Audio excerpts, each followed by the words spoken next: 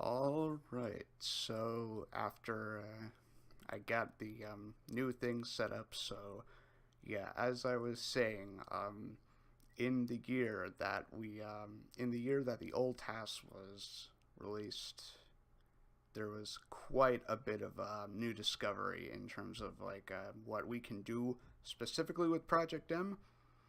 And so if you'll happen to notice on the title of the stream, or on the layout, I guess, you'll note intense difficulty debug %. That's because Project M has a debug mode, which lets you do different things like display hitboxes and switch characters and stuff like that, but we're not quite using debug mode for that because it has a specific use, and I'll explain that when we get to that. But for now, 3, 2, 1, go.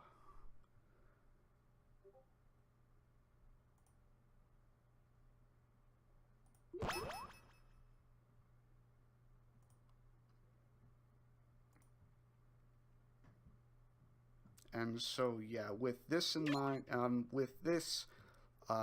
version of the TAS, I started effectively from console boot up. And so with that in mind, I have to create a new save file and initialize some code so that the game doesn't freeze in subspace. And so that's simply starting a battle, exiting out. And so here we go. This is the actual beginning of the Subspace Emissary debug %. And it starts off the exact same way as the last time, with a Kirby side.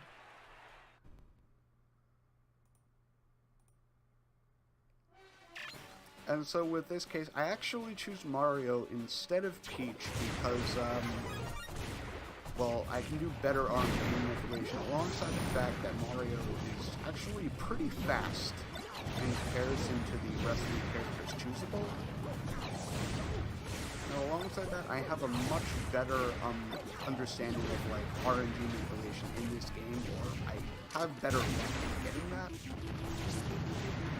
So with that in mind, I don't even need the Stitch face when I can just destroy everything normally.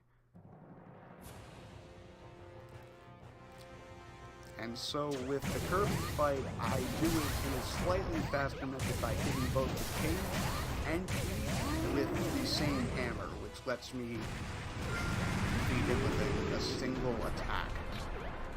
And also, I showcase that debug mode is effectively on through showcasing the ledge grab display, even though a novice viewer wouldn't really exactly understand what was happening.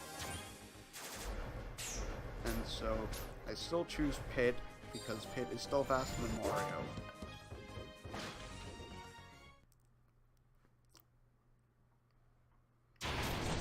Now, the first level we'll look forward to is like done pretty normally, except with like better optimization than the last TAS. I grab a Super Mushroom and actually perform what's known as a momentum size change super jump glitch, which is actually present in Brawl,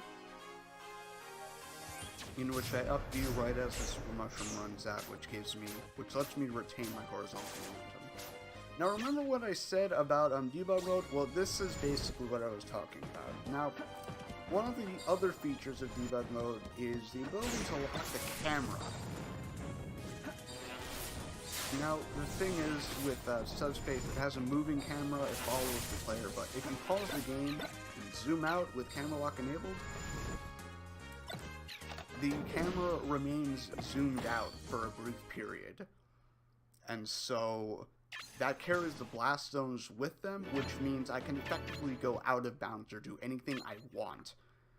Also, with this, it's one single section, but I show the character switch tool by switching to Sonic, but I only do it here because it's filler, and nothing else. And so now I'm back to Zelda, or in this case I character switch to Sheik. And also, that little bit at the end with the green shell, new tech that I personally found myself is using a green shell to just jump over fight triggers. That's extremely useful, and come on now with camera lock, you can skip anything.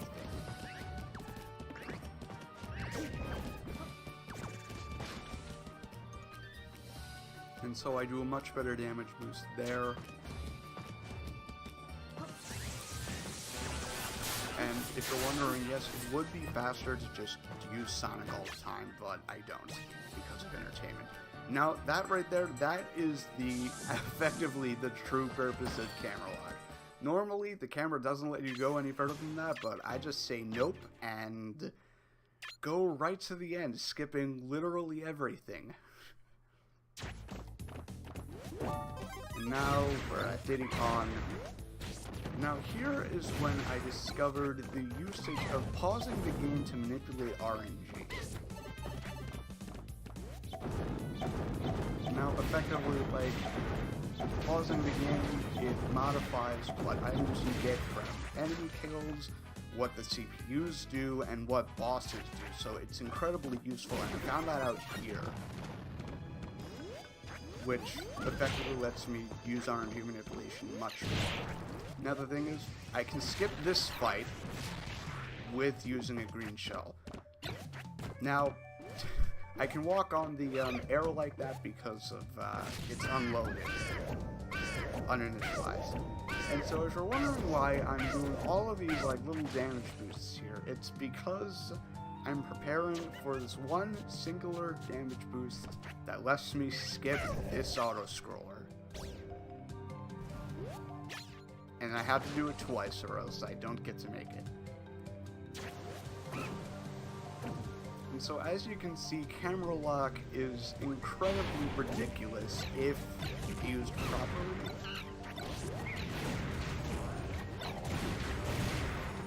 And then I just make quick work of the enemy fight right there through RNG manipulation and stuff like that.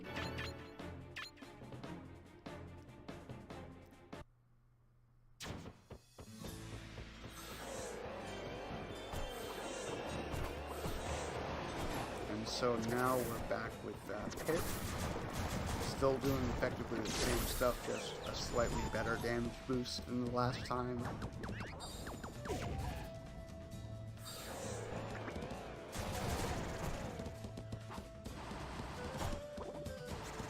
Running through the level normally.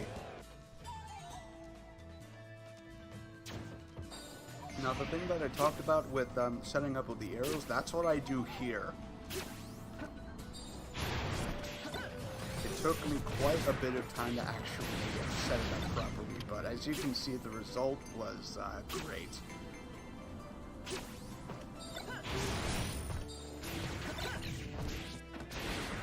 And so with this particular case, I RNG modified for Rubber Bomb and camera lock to the end of the stage, causing the ending trigger to load.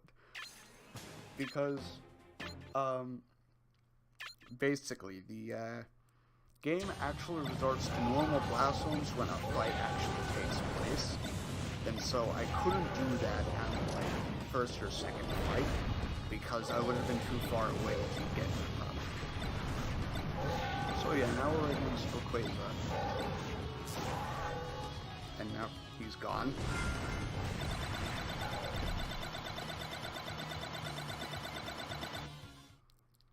And so the rest of this level is effectively normal except for that auto-scroller at the end. I'll explain that when we get there.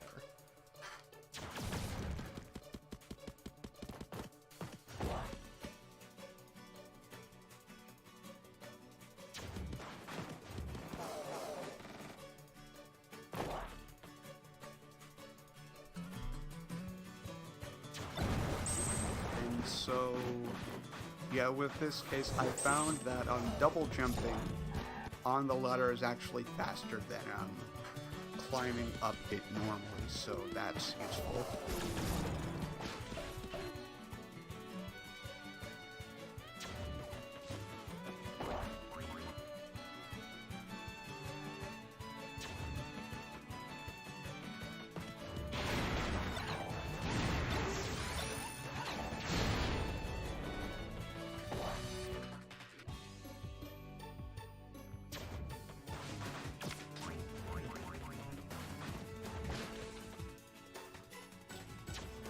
And so we're finally at the end of the stuff before the auto-scroller. Now the thing is, about this particular auto-scroller and another one later on, is that the ending trigger isn't caused by the player's position, but it's caused by the position of the camera.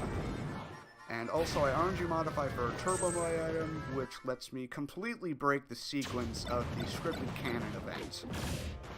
And then I just down throw Bowser. Because that's faster than just shutting him off like the last time. And so, like that auto-scroller ending prematurely based off of like the camera's position, it's also in this auto-scroller, so I can end both of those auto-scrollers like really early. Now the thing that I found about the important boss fight is that it's floor on top. I can continuously double jump, down air, edge cancel, like I can do like strings of those, which lets me defeat him in a much more quick manner than the last time. We still pick Squirtle, but the difference is that we use a slightly faster method of movement, which consists of a shell shift and then a frame perfect dash, instead of just purely dashing. So I do some RNG manipulation here to get a bomb to as quickly as possible.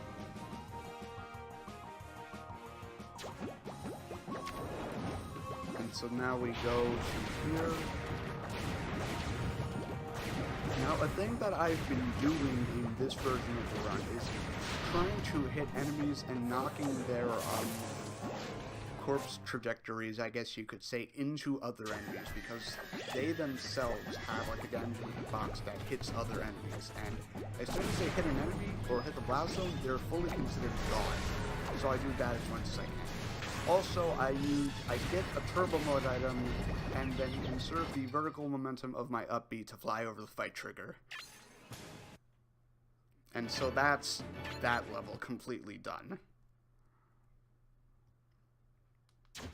And so now we're on to the Battlefield Fortress, in which I found that Marth's frame perfect, angle perfect wave dash is just slightly faster than just running normally.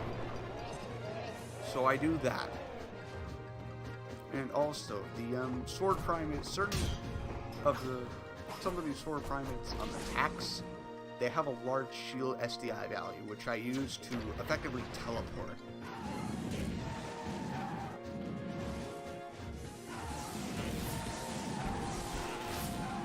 So yeah, alongside some damage boost, that's that. And with here, I choose Meta Knight,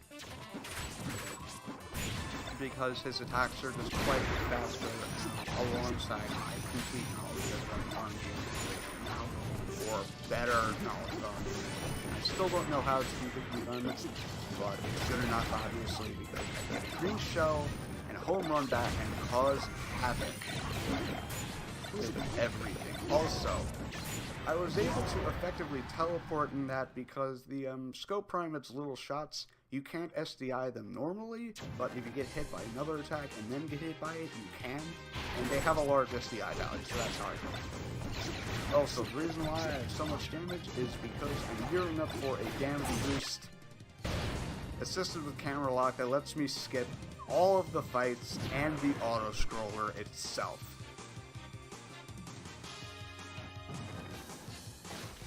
So that took quite a bit of time, but it was worth it.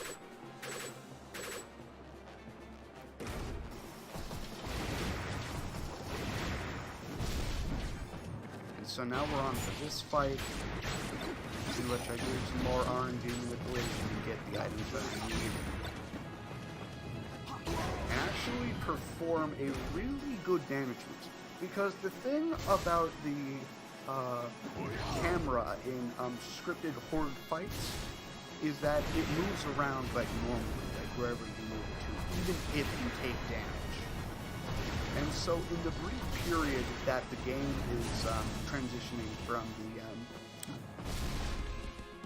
fight camera to the free roaming camera, you can do a damage boost and the camera doesn't freeze. So I use that to my advantage by doing a really good Babon assisted damage boost. And also I grab a Babon here and skip this last fight, which I didn't know about in the 2017 version.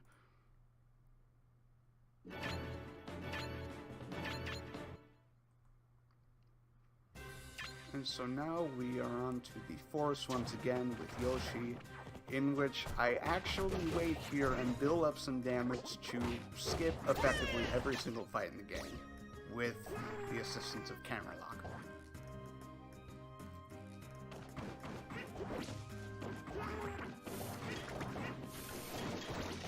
I do it for that fight, and I do it for this fight too.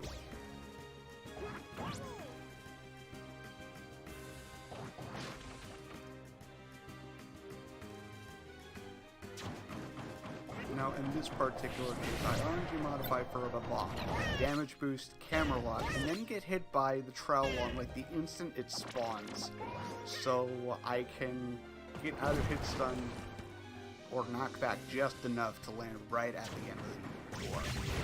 And here I modify one more of a bomb, get hit off of the back end of the wall, so I can reach the end of the stage, skip everything within 2 camera locks.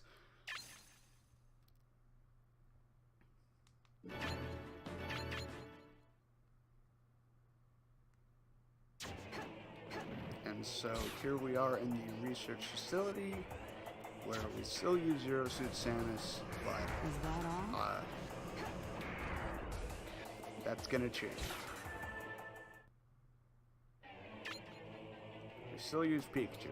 Now the thing is, instead of, remember how I went through all of those rooms and all of those auto-scrollers? Well, we're not gonna do that this time, because that blockade at the end, we can go over it, because the walls don't extend infinitely upwards.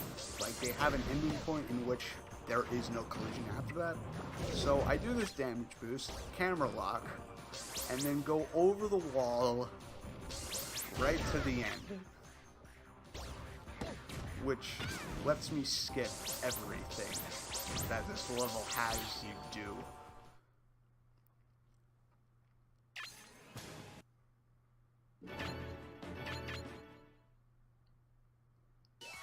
And so in this particular case, I actually use Mario because he loads, like, I'd say maybe 1.5 seconds faster than Pit.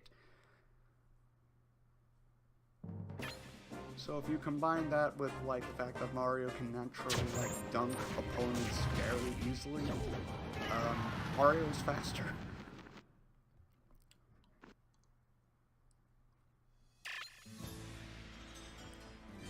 And so with this, instead of using Yoshi like I did the last time, I use Pit, because we're going to be doing some skipping. Like, now the funny thing about this auto-scroller, it only starts if you touch the platform. So I camera lock my way past it, and then just run to the exit, which is still loaded. Now in this particular case, you'd think that there'd be nothing that I could do to skip this auto-scroller, but I can just move the camera manually, and it's still faster to do this than looking to just go through the auto-scroller normally, because the auto-scroller is slow. And so yeah, I do that.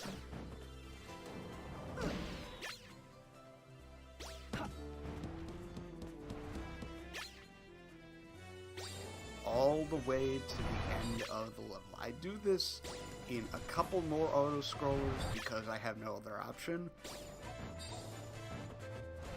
And there you go. Now we're in the final part of the level, in which I still use Yoshi. Now, in many parts of this run, I use a trophy stand on the last enemy of the fight, because remember how I said that enemies don't truly die until they're lingering flying corpse effectively disappears. Well, if they get turned into a trophy, they're considered to be fully gone in one instant. So I do that on several occasions so that I don't have to wait for the enemy to like fully disappear.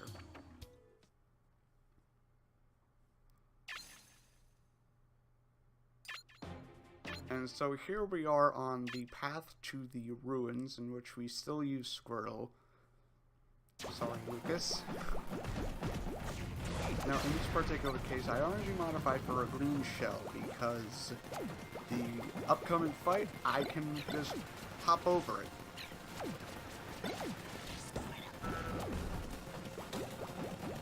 And so I also use the green shell to do this nice little damage boost.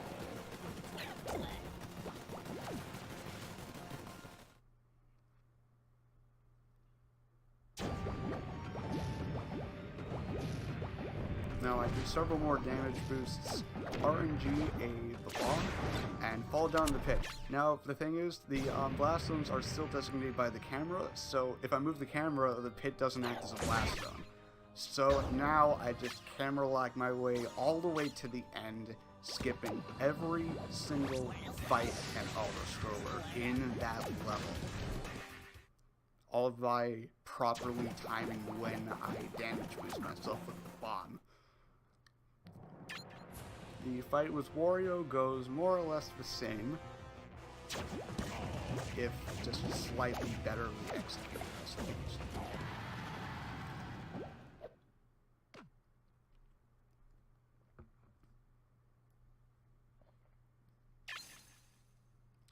And so, like, the level transition was unfortunately lost to a corrupted video file, but all that's happening is me selecting the stage and selecting the character, in which I choose Pit, because we're doing more camera lock stuff.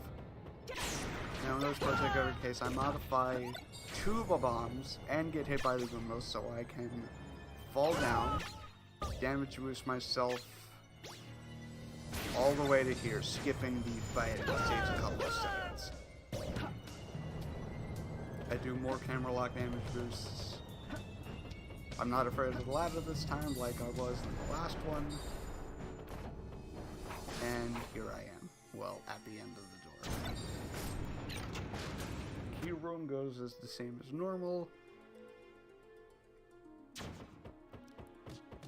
And so now with here, I actually pick up the Koopa Troopa, or pick up the Koopa Shell, because, like, the fight, it only occurs, this fight, it only occurs if you step on a platform. So I go underneath it and skip it.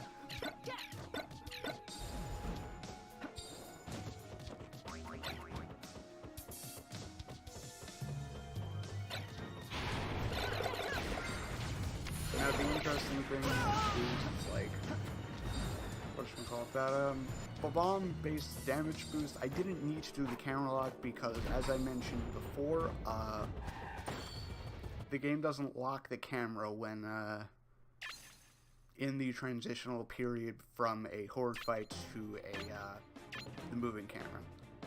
Now, this level transition was also lost, but again, it's just me choosing the level and choosing Squirtle.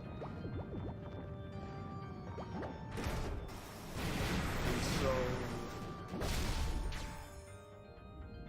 yeah, I go through this level relatively normally, except for the fact that I break the cycle by jumping as much as I can, which lets me phase through the ceiling or wall, which is it's kind of odd why that happens, but it happens, and I did it, so yeah. And so this auto-scroller is the exact same case as the auto-scroller in the Lakeshore, except I fall down the pit and fall right to the bottom.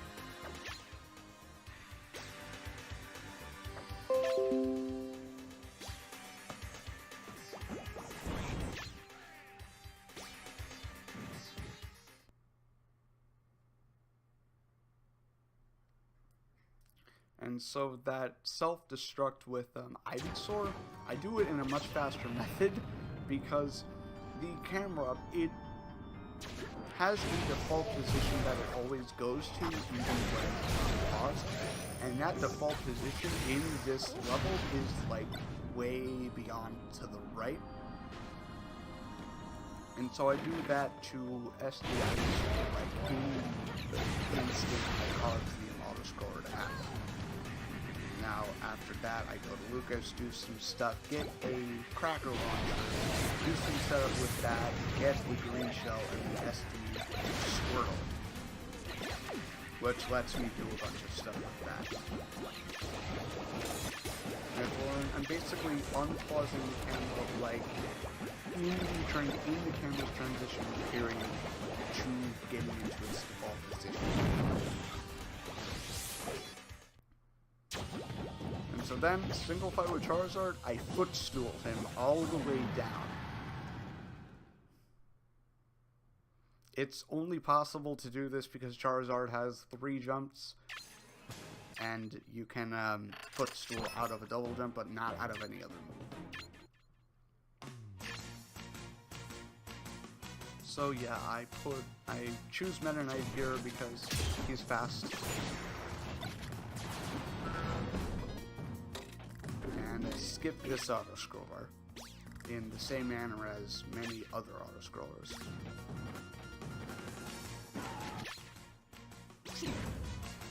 And I also do a bomb assisted damage.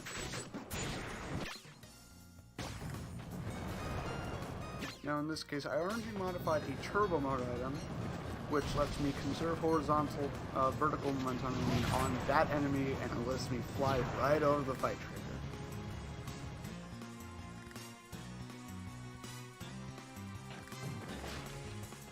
Although recently, people have discovered in Brawl only that there's this clip you can do with Meta Knight's upgrade that lets you just go through the pillar.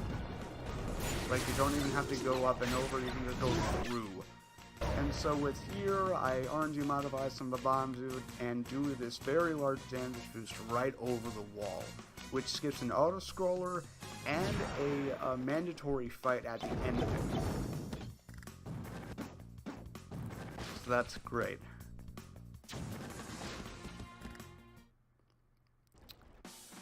And so here is our fight with Galleon. Now the thing is, I would have skipped that cutscene, but like that cutscene, I skipped it as fast as possible in like actually like tasking, but instead it appeared like that for some reason. But the thing is, I didn't go and do it again because of a particular sticker that I get at the end of this boss fight, which I partially already modified for.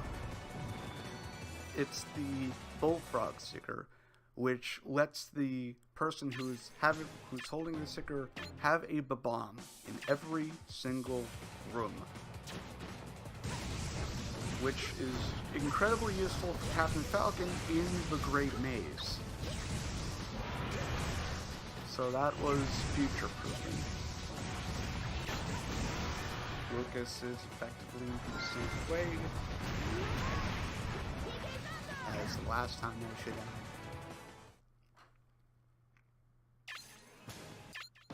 have. And so now we're on to the Wilds 2,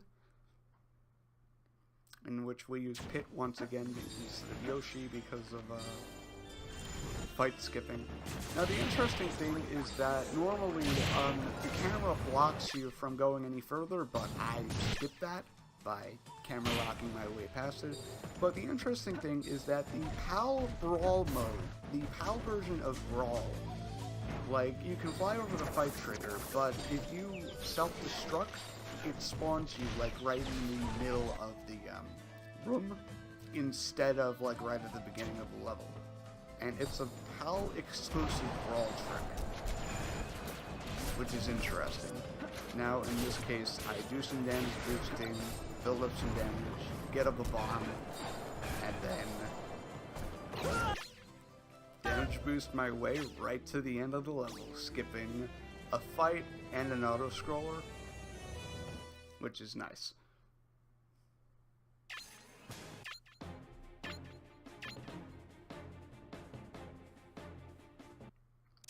And so now we're on to the swamp with Fox.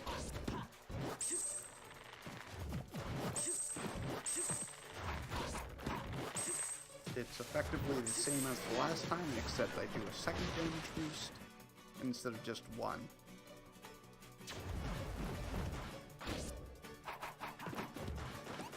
Now in this case I actually grab a Koopa's shell to perform a fight skip, which also includes skipping the auto-scroller, because the fight leads into the auto-scroller itself. The fight against Giant Shadow Diddy Kong is effectively the same way as it went the last time, so immense cheese, I guess.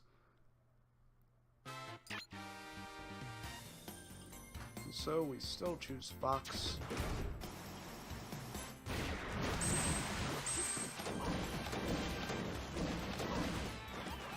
We grab a Koopa shell because we can skip this fight just barely, though. Go to the cannon. Although we still have to wait for a cycle effectively. That and a special attack cannon that still bleeds faster.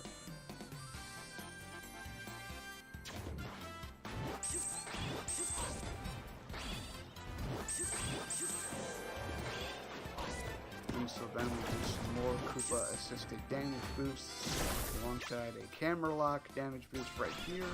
So we go right to the trampoline and fall down to the door.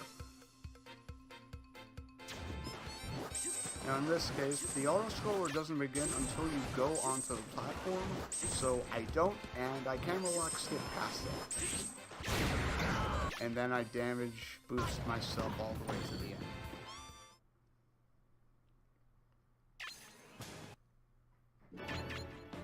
And so now we're on to the second part of the research facility,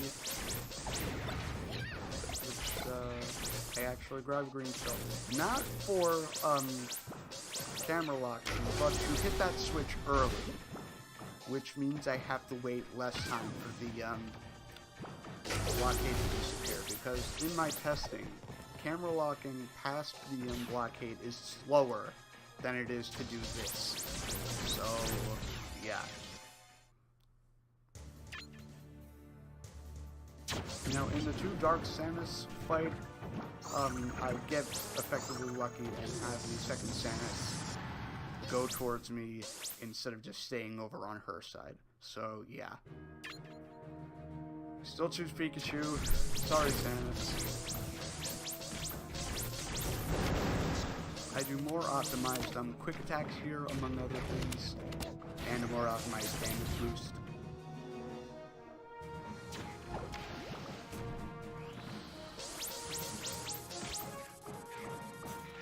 The fight skip that happened the last time is still effectively the same right here.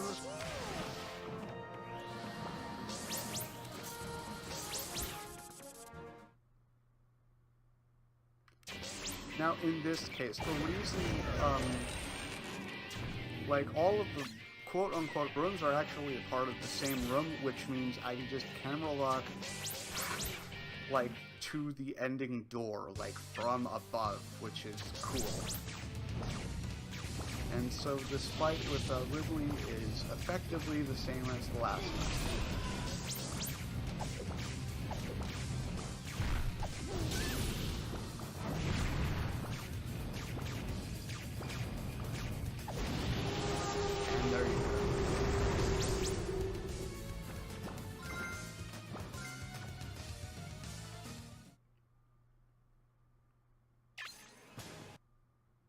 And so now we are finally introduced to Falcon once again.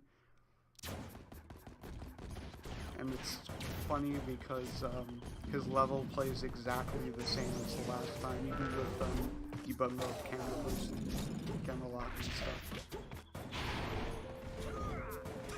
I could probably skip this fight, but it's too slow. Like, it just ends very quickly.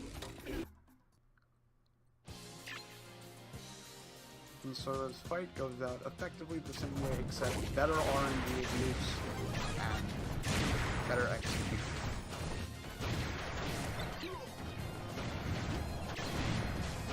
hitting enemies into other enemies or objects as much as I can.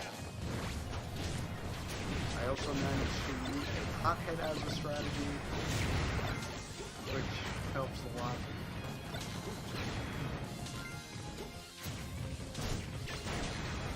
And so the last portion, like the last metal primate, I turn into a trophy which ends the fight instantly, which is a trick that I continuously try to use. Now that I have Captain Falcon, I put the Carry Bomb sticker on him alongside a Carry Beam Sword sticker on Meta Knight, which helps a bit in the levels that he's in. I don't modify the shell, and then I effectively just climb the level with the green shell, because the thing about the green shell is that you can hop on it out of any animation as long as your vertical speed is less than 0. And so I use Meta Knight's up B to effectively like hop on it. Also, I skip the auto-scroller because it doesn't start until you go on the platform itself. I already modify another green shell, which means I can go up the level as fast as possible.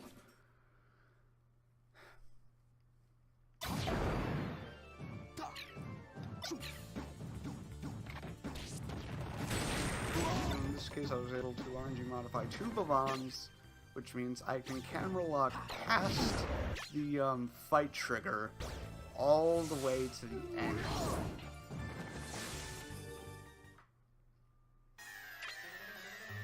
And then I just have Lucario send him downwards the same way as before.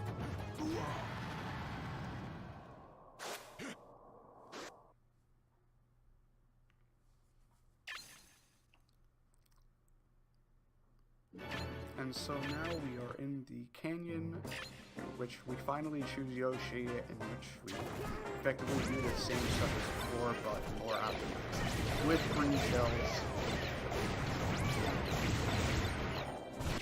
It's absolutely crazy. Green shells, purple items, super mushrooms, everything. So that's fun.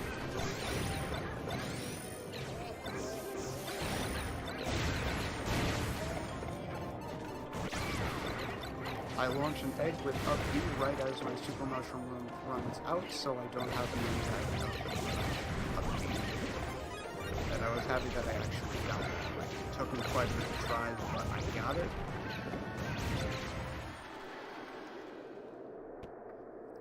Now the thing is, like the green shell, alongside being like really good as like a fight skip thing, it also ends fights early because the enemies, their flying hitboxes as their corpse goes around, it can hit the green shell, which causes them to despawn. So in some cases, it's even better than trophy stand because you can only use a trophy stand once. And so here we are with Meta Knight. I get a green shell, fly over the wall, and then camera lock my way like underneath the floor to the ending thing without even having to defeat any of the enemy generators or hit any of the switches. And so with this, I use trophy stands and stuff better, like with that. Single enemy. Instead of defeating it with a bomb, I defeat it with a trophy stand. Now the thing that I found, that box, it has a chance to contain a turbo mode item. Now the specific thing with Meta Knight is that he has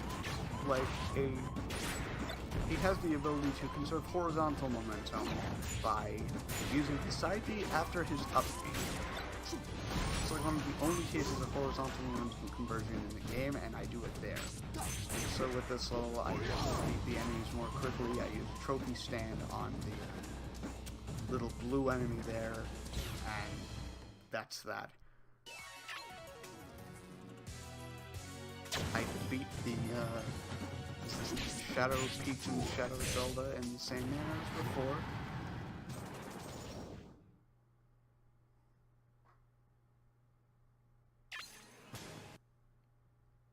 And so now we're on the halberd exterior, in which I actually character switch to Zelda and then teleport to the end because it's faster to do this than it would be to just run as Sheik.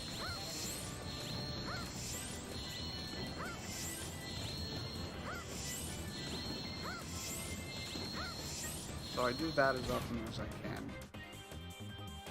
Now, even with wasting time to transform back into Sheik, it's still faster to do that with Zelda, so I teleport to a camera lock damage boost there to get to here.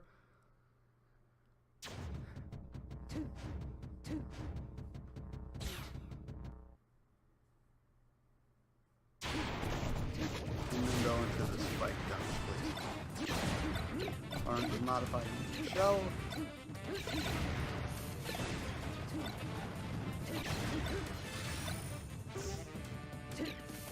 And then damage boost my way pretty far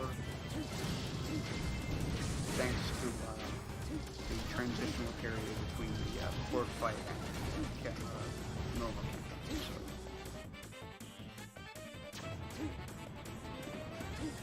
Now we're on the outside of the halberds.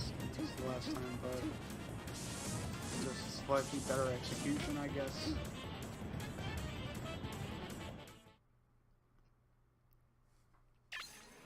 So now we're on to the fight with Dulon. Now, Peach, I use Peach with this because I can RNG modify a Stitch Face Turnip, which deals an insane amount of damage. And so I can just absolutely destroy Dulon with this mana.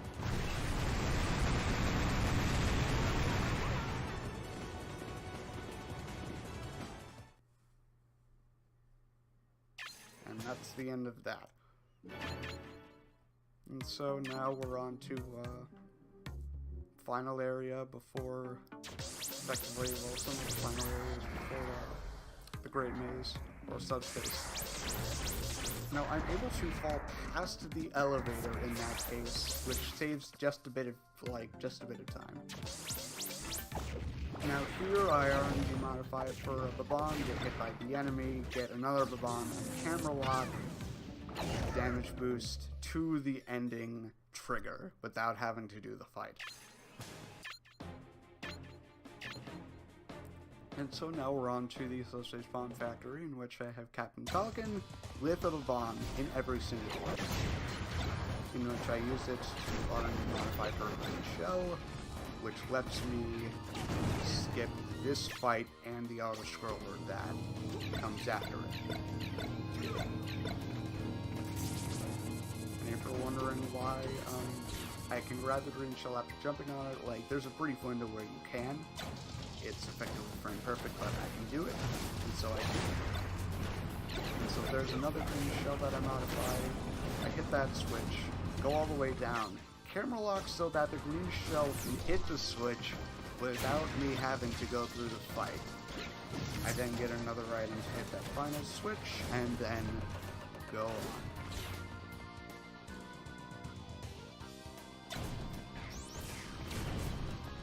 With this, I just use the Babon to deal up damage, so I can camera lock all the way up high. Now the thing is about this area is that no level geometry is loaded except for objects, including the breakable boxes, the ladder platform, and the locked door. So yeah, that's why I'm able to. And so now we're in the 50-minute fight again, where we get the usual stuff of the Super Mushroom, Turbo Mode item, and what's happening.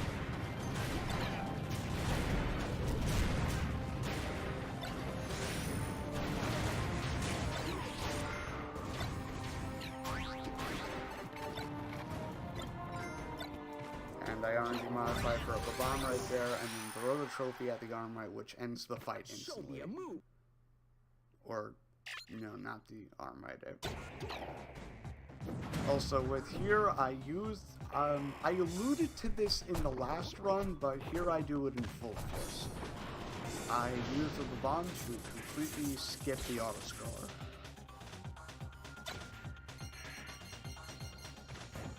I also used camera lock to skip past this auto-scroller.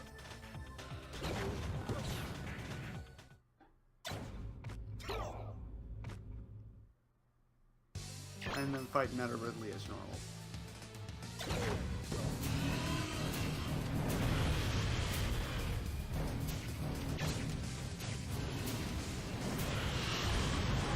Getting a slightly faster time than the last time.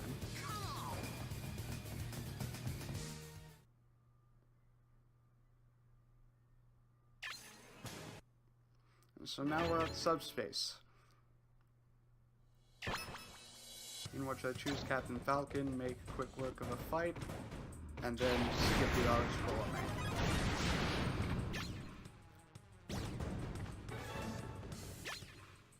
Now the interesting thing about auto-scrollers is that they end prematurely if you get into another fight, which is what I do here, and it's actually the strategy used in normal brawl subspace emissary in the Battlefield Fortress area with the auto-scroller. So I effectively do that strategy here alongside by going to sugar mushrooms and whatnot to get rid of these enemies as quickly as I can.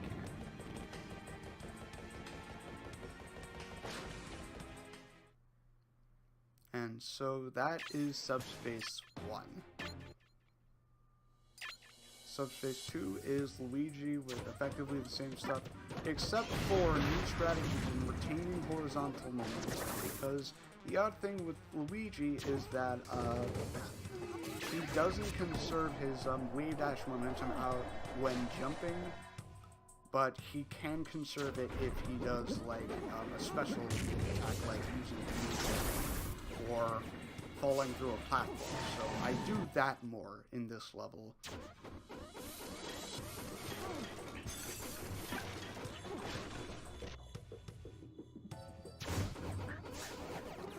I save Captain Falcon, same as usual, and I actually saved Mario here because, it was the better method of getting through the level. And not to mention, Mario's trophy is considered as an item. Air dodging grabs items, and so if you put the two and two together, I grab Mario by air dodging into the ground.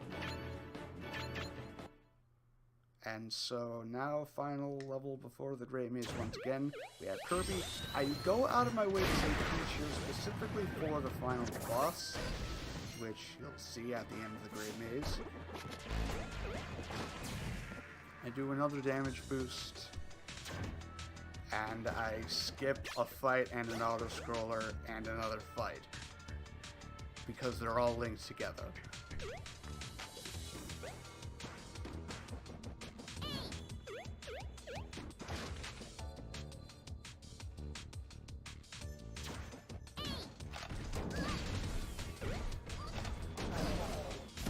So with this, I just go through the level normally, pick in as normal, but I camera lock damage boost above the fight trigger so I can just reach the end of the level.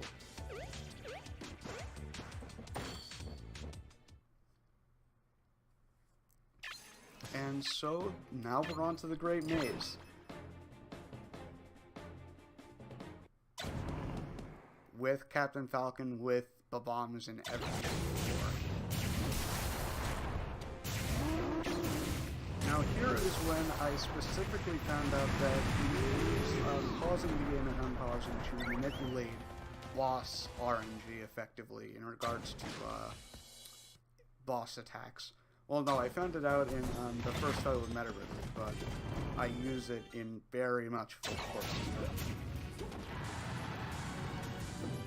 And so, destroying all of the fake fighters has now gone from using knee to down air to effectively down thrown bomb to down air. I teleport in that area in the same way that I did in the port fight in the Battlefield Fortress.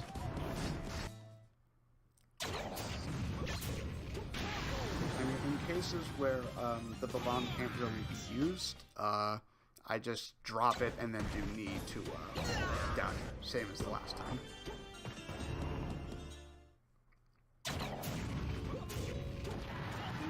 Which is the case for some fighters in the run, not all of them, thankfully.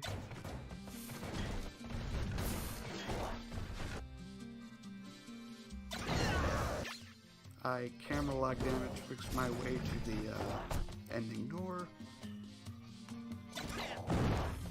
And I use the bomb in many instances to speed up this process, including getting to the ending door easier and breaking the breakable blocks more easily. Like that.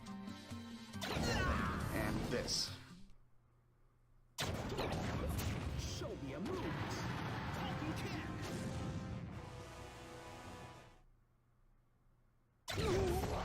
And that.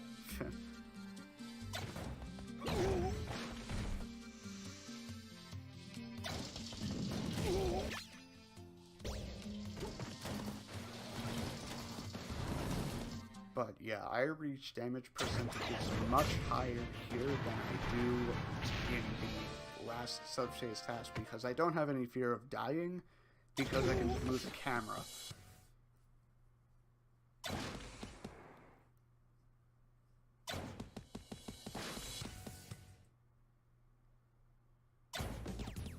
And so now I go all the way down to fight Captain Falcon, then fight Olimar, and then do a save reset. But the interesting thing about this save reset is that basically because it's a new save file, I have slowly but surely been gaining achievements and stuff while I've been playing Subspace Emissary. So, and despite all of the notifications, it's still faster to do this than it would be to backtrack, I believe. And so I just go through this as frame perfectly as I can. Including going through all of the, those things.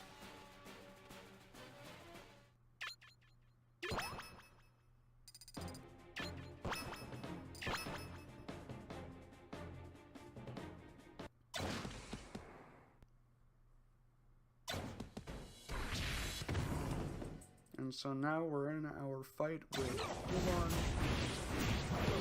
which I damage boost health with, and you cause our immunity raised.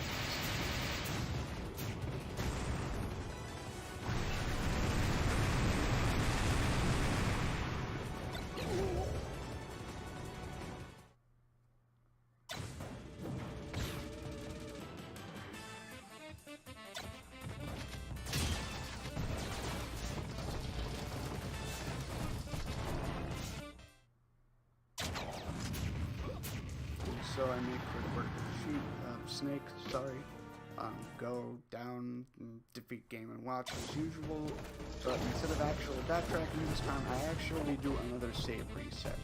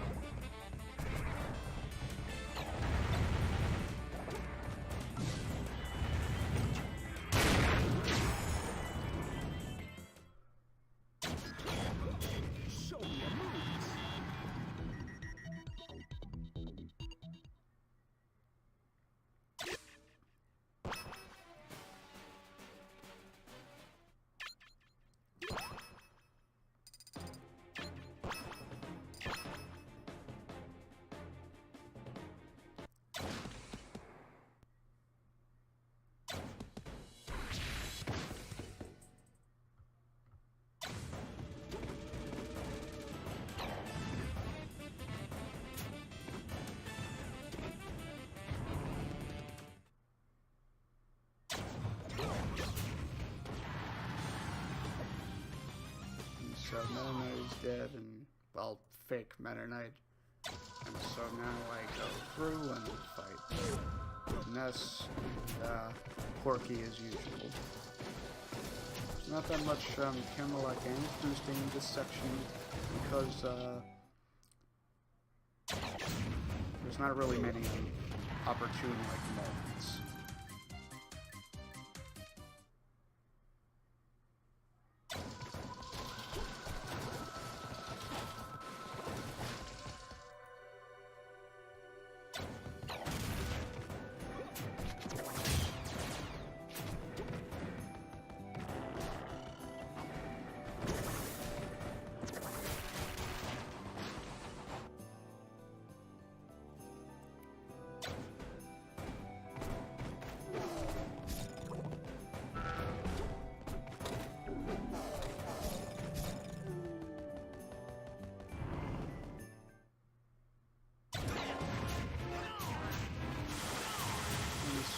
fight against Porky, I just continuously use down smash and then finish him off with a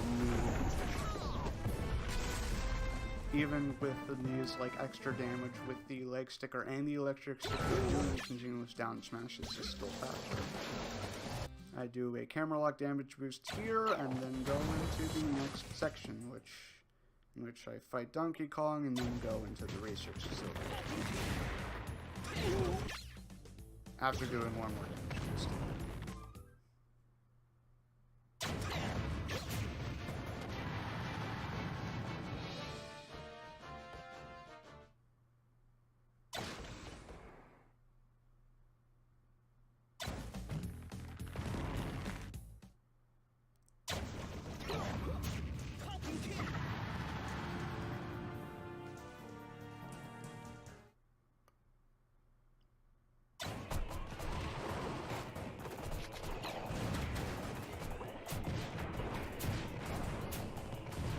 The interesting thing is that it would be faster to fall like down little, I guess, bottomless pit. It would be faster to fall down the bottomless pit and reach the main door like through there. Were it not for the fact that the bottomless pit isn't actually bottomless. Like there's an actual invisible floor beyond the blast zone, so I couldn't take a shortcut even if I tried, and I did try, so.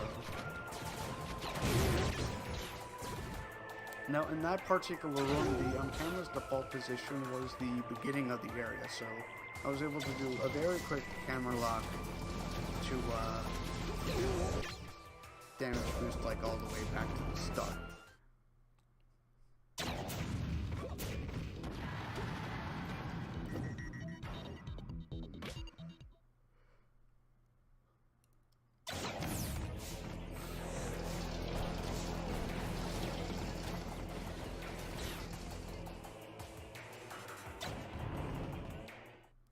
And so now we fight Ridley again.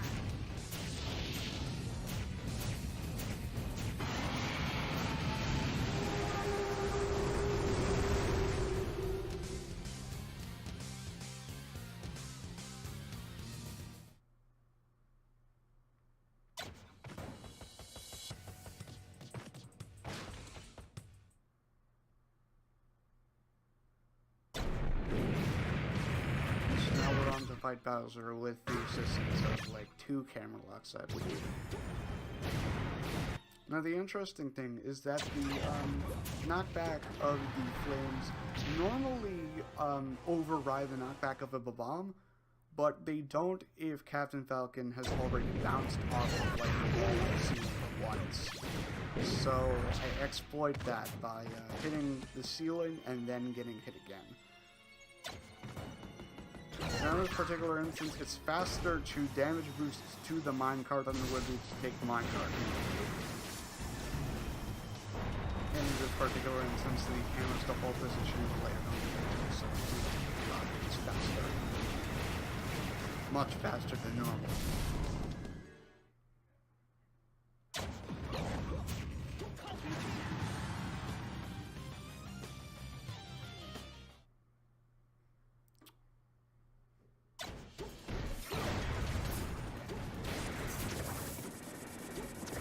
So now we're just fighting Fox, Falco, and Ridley as usual.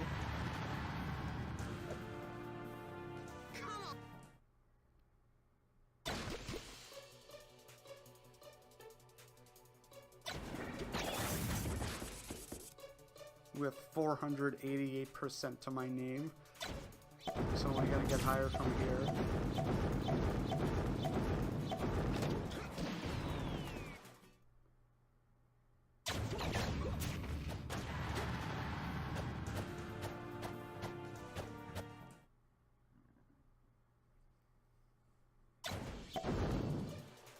Now, in several instances of the versus shadow character fights, I do pause screen on doing the position to make them DI in like proper manner so that I can follow up properly.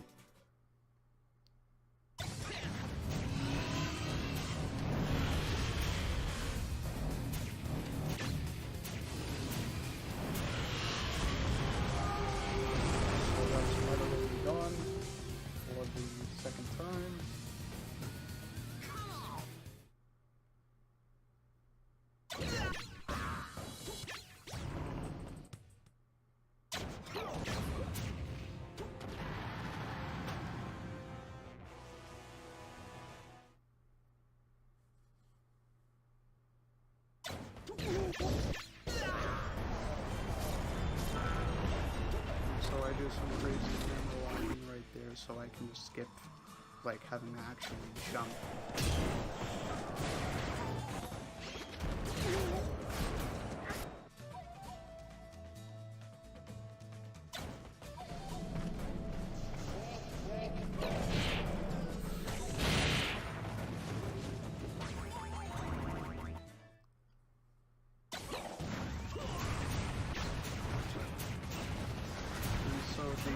Paul's RNG manipulations, the same case with Gallium, making sure he's only doing the attacks that I want him to do.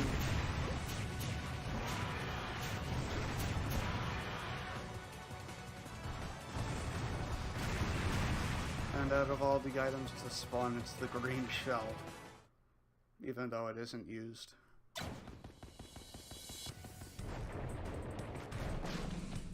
And so instead of going down below, fighting Peach and Zelda and then Charizard, I fight Charizard first.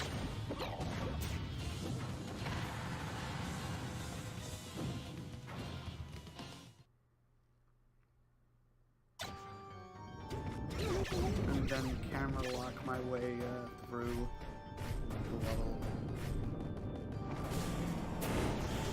And yeah, there was some corrupted frames there that occurred from the export, so sorry about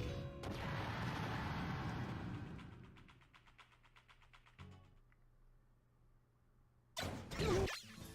So yeah, that was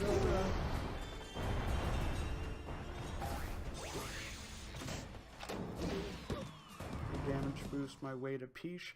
Another thing is, I did normally save and reset here, but that would have reset all of the percentages that I gained, so I don't.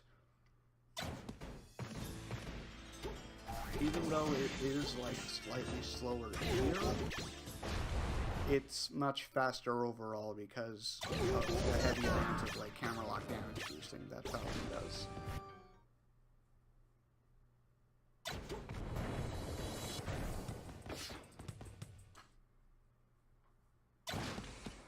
And I entered the door here instead of when I got here the first time because I forgot, but it doesn't waste as much time as you think because I still had to wait for the elevator to spawn to recharge it.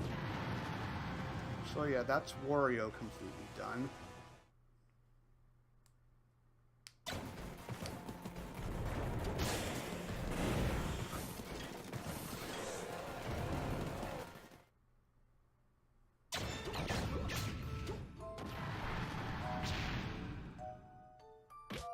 And that's Luigi.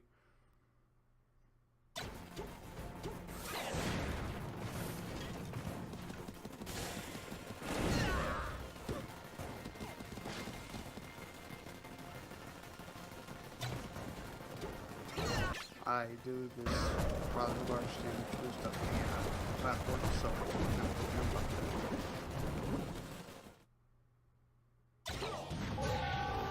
Here's the Quasar, and we try to be really useful, especially with the Paul's RNG manipulation that I've been doing. And humorously enough, I finish him in the exact same way as the last time, being like a charge to down smash. And also I RNG modify the bomb so I can get just a bit more damage.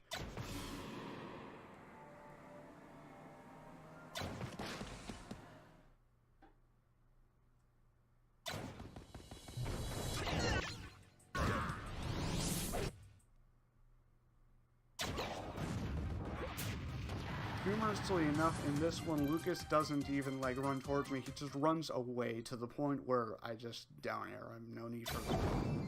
Or a need.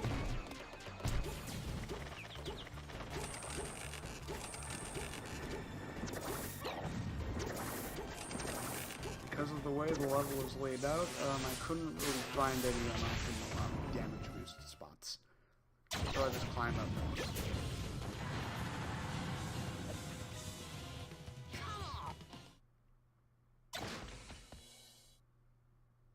So now all that's left is the Ice Climbers, Marth, Ike, Ganon, and Taboo.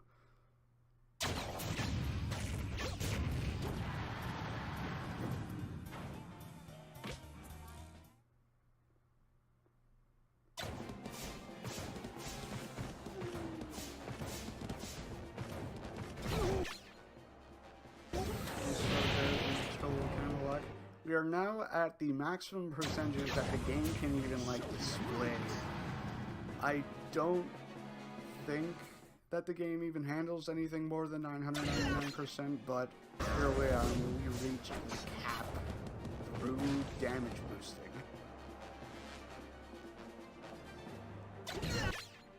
And so here, I purposefully not tech to just reach the ending goal as fast as possible. Say goodbye to Marth.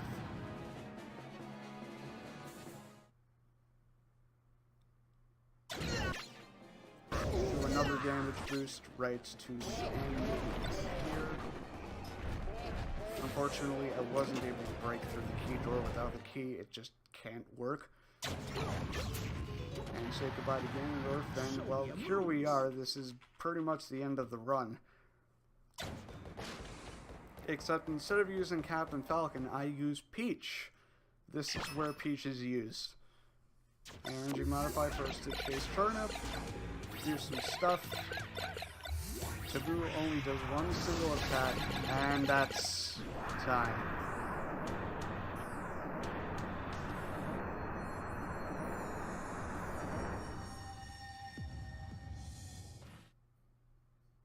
Right there. And so that last pause that was needed, or that last A input that was needed to get to this cutscene, that was the last input that was needed to get to the credits. So basically, like, that's time in terms of, like, TAS files anyway. And so, yeah, that was the Subspace Emissary TAS showcase, I guess.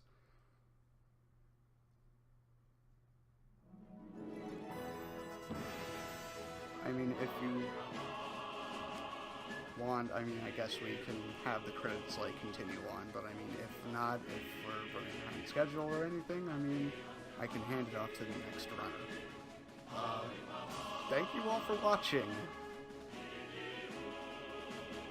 I upload all of these YouTube videos. I upload all these videos onto my YouTube channel called DyllonStej Gaming, so if you really want to check it out, you can go right ahead.